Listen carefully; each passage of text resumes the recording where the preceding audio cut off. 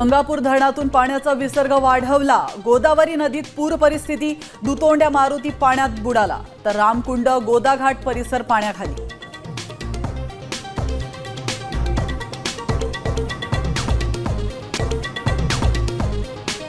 राज्यभर पावसाचं थैमान सुरूच, मराठवाड्याला पुन्हा महापुराचा विळखा। अहिल्यानगर, बीड, नांदेड, जालन्याला पावसाने झोडपलं।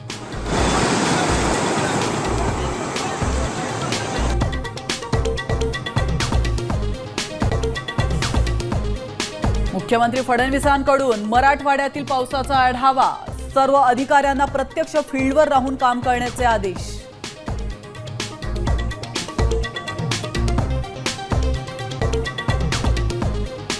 अहिल्यानगरला पावसानं झोडपलं। शेवगावात पुरात अडकलेल्या नागरिकांची हेलिकॉप्टरच्या मदतीनं सुटका तर राहुरी तालुक्यामध्ये